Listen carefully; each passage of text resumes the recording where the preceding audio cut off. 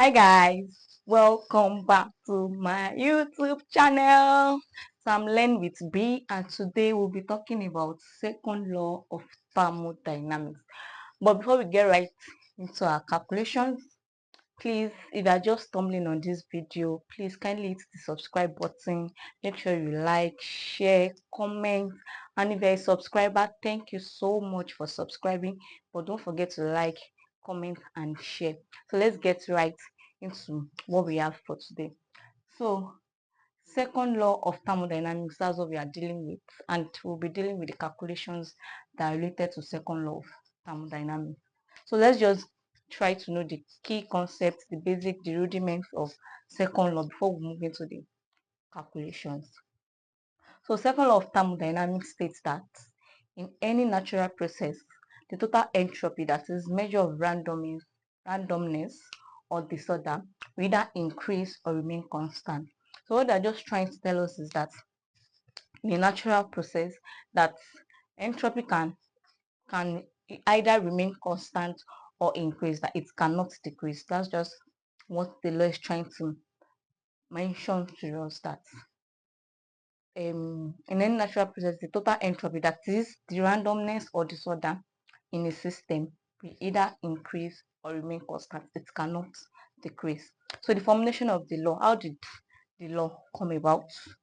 So the first statement is the Cauchy's statement, and it states that it cannot spontaneously flow from a colder body to a hotter body without external work being done on the system. So this is just trying to let us know that it cannot move from, like, the temperature of um a body cannot move from colder to hotter, except there's an external work done on the body. For example, now if you have a hot cup of coffee, and it is placed in a room, the coffee is hot, but over time, as you leave it in the room, it becomes colder. So now this statement is now saying that when the coffee is cold, now you want to take it back to being hot, you cannot just leave it there and it will be hot. There's an external work that has to be done on that tea before it can move from that cold temperature to hot temperature. So the second statement is Kelvin Planck's statement. Said it is impossible to construct a heat energy that operates in a cycle process and converts all it absorbed from a single thermal reservoir into work without any other effects. So this one is also trying to tell us that if there's energy in a system, that everything cannot be converted into work, that converts all it absorbed from a single thermal reservoir into work. So it cannot convert everything into work. Probably some will be lost, some will be conserved, and all of that. So that's what the law is saying. That's the basic principles of the law. So let's move to the mathematical expression of second law of thermodynamics. So the mathematical expression of second law of thermodynamics, they are in various forms depending on the context. So we have a lot of formulas to calculate second law of thermodynamics. So it depends on the context or what you're using it for. So the first one is for entropy change. So that, which is delta S. So delta S total is equals to delta S system plus delta S surrounding.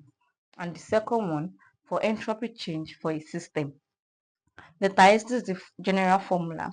Delta S equals to integral of Q rev divided by T. Then from this formula, we can derive other formulas.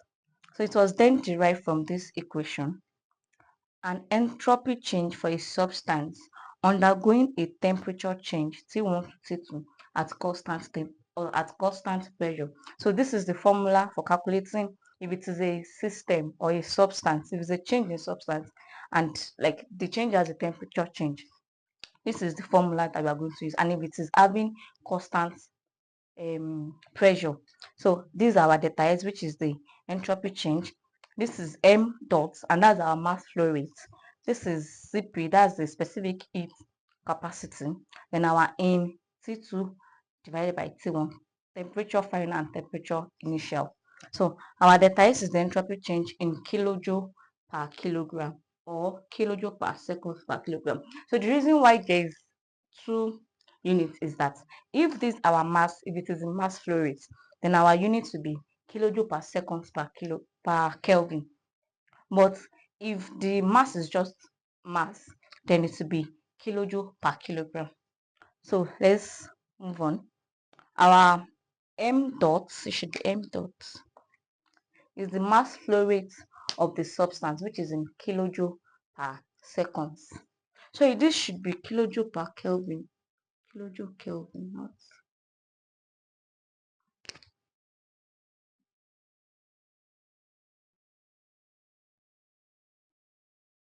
So our CP is the specific heat capacity in kilo, and the unit for this one is kilojoule per Kelvin kilojoule per kilogram Kelvin. Then our T1 and T2, they are the initial and final temperature in Kelvin. So from this same formula, we derived this. It's just like this one, but in this case, there is constant volume. So an entropy change for a substance undergoing a temperature change, T1 to T2, at constant volume. So our delta S is mass flow rate times specific heat capacity in, sorry, there should be in CV in T2 over T1. So the parameters are just like this one, but in this case our CV is for volume, not pressure. This is for constant pressure and this is for constant volume. So these are the formulas that we'll be using to solve our questions. So let's get right into our question one. Bakery's oven exhaust hot air at the constant pressure of 180. So like I mentioned in my previous video, the first thing when you are trying to solve a question is write out the parameters that you were given, write out the values that you were given. So let's start. A bakery's oven exhausts hot air at a constant pressure. So we're given our pressure of 180 m. The mass flow rate is 0.5. Sorry, mass flow rate. It is mass flow rate that we are given, not mass. So this is 0.5 kilogram per second. The inlet temperature, which is our T1 now, is 90 degrees C. But they said our temperature is in Kelvin, so we have to change it to Kelvin, which is plus 273. Then our T2, okay, they said the inlet temperature is 90 degrees and the outlet temperature is 70 degrees C. So 70 degrees C plus 273. So we can change it to Kelvin. Calculate the change in entropy. That's delta S of the oven. Assuming Cp is equals to 4.2 kilojoule per kilogram per Kelvin. So let's now understand our question. Said a baker's oven exhausts hot air at a constant pressure. So we know that the formula that we are going to use is the one that has our constant pressure. So constant pressure of 180 m, the mass flow rate is that and that and that and that. So, and for constant pressure, okay, let me see. For constant pressure, delta S equals mass flow rate Cp in T2 divided by T1. So this is what we have to look for, delta S. Do you have our mass flow rate? Yes. Do you have our Cp? Yes. Do you have our T2? Yes. Do you have our T1? Yes. So we can just input our values to get our answer. So our mass flow rate is 0.5. Our Cp is 4.2. Then in T2, okay, let's add it up. T1, 90 plus 273. This is 636 Kelvin. And for T2, 70 plus 273. That's 343 Kelvin. So T2 is what? 343. And T1 is what? 363. So which should be equals to. Now if you want to solve this, the first thing you do is solve for the in of this division. There's in on your calculator, so you click on it, then first thing, divide 343 divided by 363, then in of that answer of whatever this is. So if you've gotten what your in is, just write it out. 4.2 times minus 0.0567.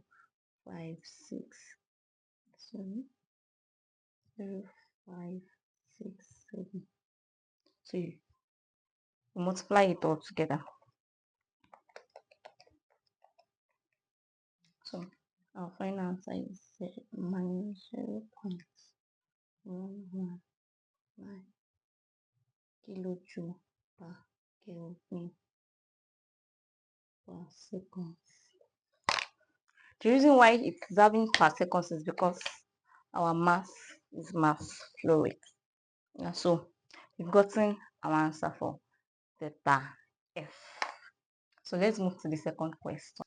Milk and our CP is for milk. Our CP for milk is 3.9 kilojoule per kilogram Kelvin, and cream CP is 3.7 kilojoule kilogram Kelvin. Flows through separate pipe at constant pressure. So from the word constant pressure, we already know the formula that we should use. The mass flow rate of milk is 1.2 kilogram per second, and its temperature change from 10 degrees C to 30 degrees C. The mass flow rate of cream is 1.8 kilogram per second, and its temperature changes from 30 degrees C to 50 degrees C. Calculate the entropy change of milk and cream. So milk first. Let's calculate for milk first. Let's write out our values for milk. So we're given CP for milk. Let's write for milk.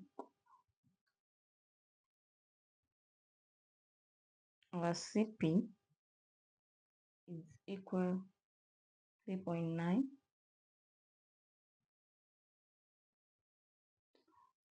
Then this for cream. Those two separate pipe at constant pressure. The mass flow rate of milk, M for milk, is 1.2 kilogram per second because it's mass flow rate.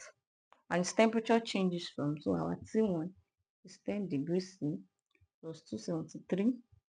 That should be 373 Kelvin. Then our T2 is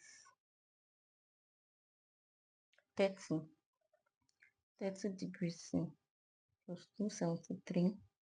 That should be 303 if I'm correct.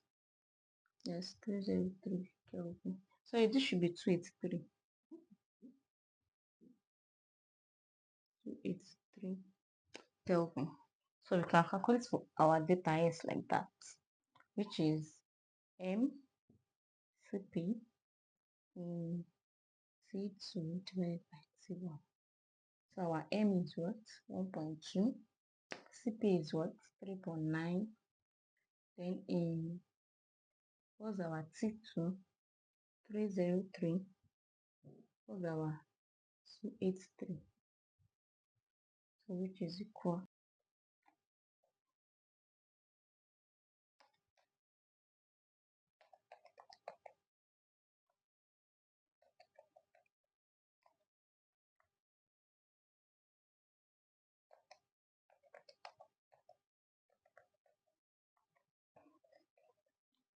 So the final answer is 0.3196 kilojoule per.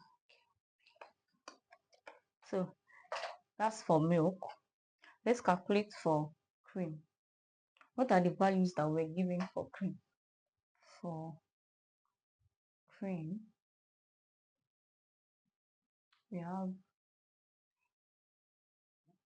our CP is 3.7.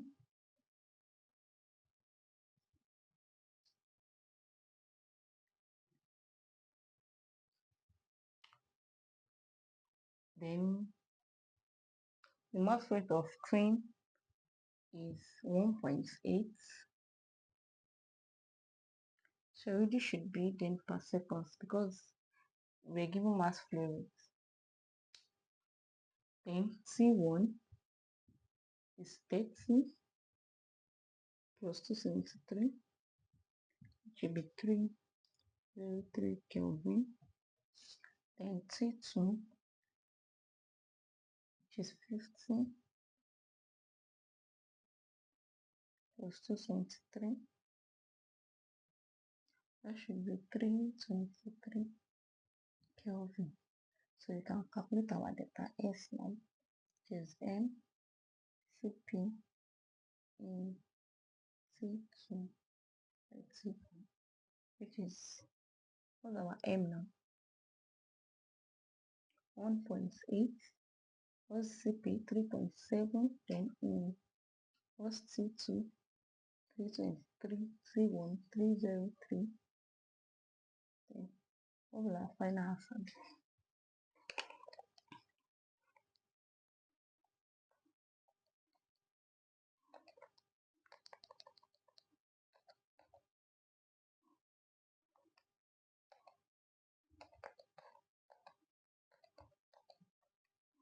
Our final answer is 0.426 kilo joule per Kelvin per F. That's our final answer. So said calculate the entropy change for milk and cream, and we've done that. So let's move to the next question.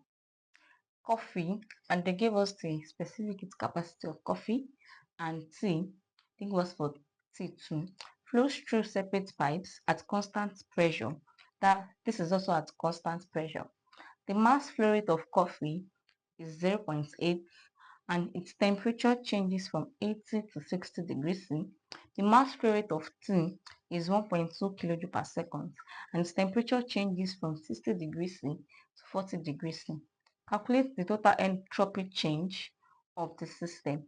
So that means two things happen in the system for the coffee and the tea. So before we can calculate for total entropy change, we have to get entropy change for coffee and for tea. So let's write out our values. So let's do this for coffee, then for tea. So CP for coffee is 1.8 kilojoule per kilogram Kelvin. Then CP for tea, 1.7 kilojoule per kilogram Kelvin. The mass flow rate of coffee is 0.8 kilogram per second, and for tea is okay, and its temperature changes. So T1 for coffee now is 80 degrees C plus 273. Then our T2 is 60 degrees C plus 273. The mass rate of tea is 1.2 kilogram per second, and its temperature change from T1 is 60 degrees C and T2, which is 40 degrees C plus 273 plus 273. So this should give us 80 plus 273 is 353 Kelvin. Then 60 plus 273 is 333 Kelvin. 60 plus is still 333 Kelvin. And 40 plus 273 is 313 Kelvin. So let's calculate delta S for coffee first. Okay, so S total now will be delta S coffee plus delta S C. So now delta S coffee will be equal to M CP in T2 divided by T1, which is what's our M? 0.8, CP 1.8, and in 333 divided by 353, which will be equal to 0.8 times, okay, no, in first, in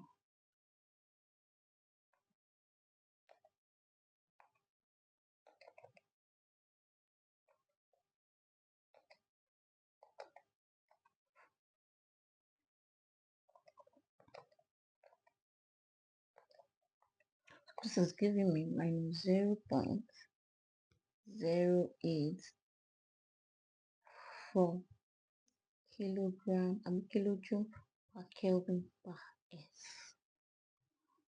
So let's do 14 delta ST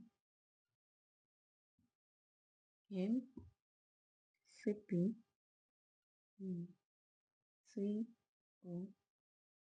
So it's T2 divided by T1, which is what's our M, 1.2 was our CP, 1.7, then what's T2, 313 divided by 333.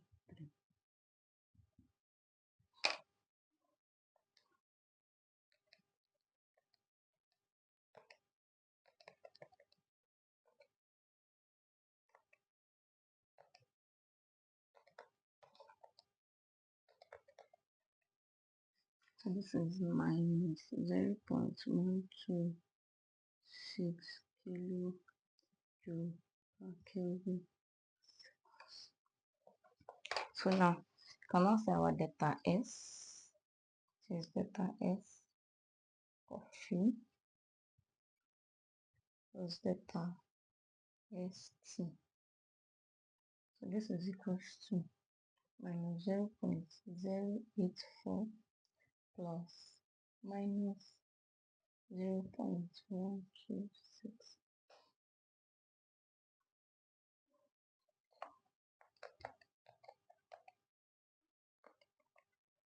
So this is Z minus 0.24 kilojoule per